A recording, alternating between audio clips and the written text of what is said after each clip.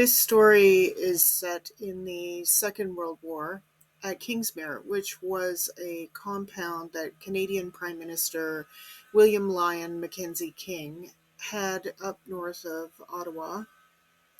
Kingsmere is known for its grounds, which King decorated with facades of banks that had been ruined during the Great Depression. He created a fake abbey up in the forest, and it's now a quasi tourist attraction. But one of the pieces that he dragged up there was the actual door of the British Parliament that had been transported there after it had been ruined in a fire. So if you go up there, it's quite creepy. And it's implied that he had occult interests, that he was out there at night consulting mediums and holding Ouija board sessions, which is documented historically. He had long chats with his dead mother about running Canada and so on. This story is partly inspired by that. The main character in this novel is a dark matter goddess who inhabits the reality that we cannot see. She's drawn in by one of King's sessions with a medium, and the goddess's arrival at Kingsmere changes the outcome of the war.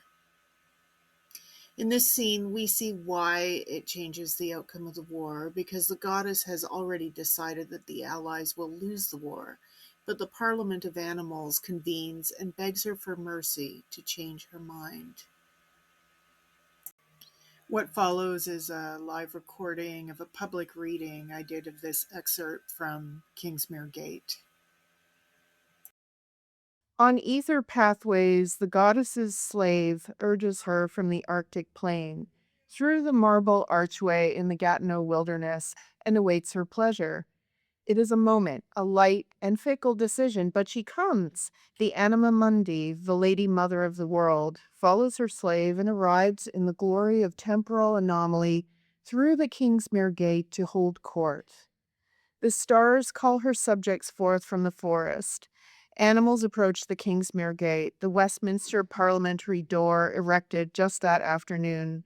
Northern beasts hurried to their places and line the clearing. On one side come the alphas of the forest, the bears, cougars, wolves, fishers, eagles, owls, and bats. On the other side pace the moose, the elegant white-tailed deer, the hare, beavers, and their rodent cousins, and frogs and toads roused from sleep. Even the wild bees and spiders have heard of her coming, roused themselves, and have sent representatives. She lets them speak first to her slave to introduce pleas and counts to settle. The geese arrive late, having returned northward by altered starlight. They alight to watch from the trees alongside the winter birds. Their leader waddles forth to take his place in the clearing. He bows his graceful neck. Finally, she hears them all directly. In her parliament, the animals plead for mercy. They speak of the countryside. They skirt shuttered houses. They listen from abandoned fields. They make her know of isolated towns where they have heard the sounds of humans weeping through brick walls. The human settlements stink of death and rust. When the moon dresses in rags, they creep to the fence lines and listen to the humans' dogs calling to each other from farm to farm.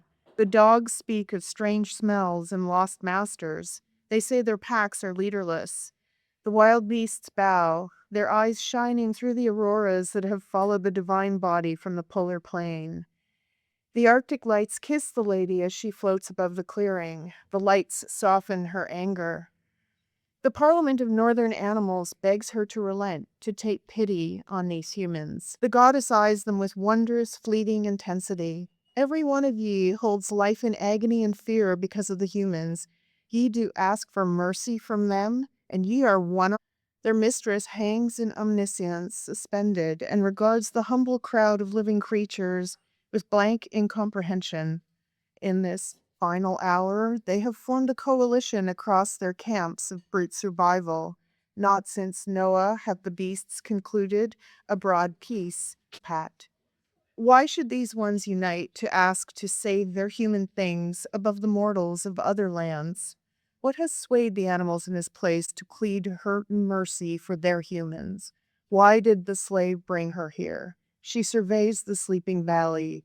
Her awareness falls over the wavering candle in the upstairs window of King's villa. So I'll just leave it there.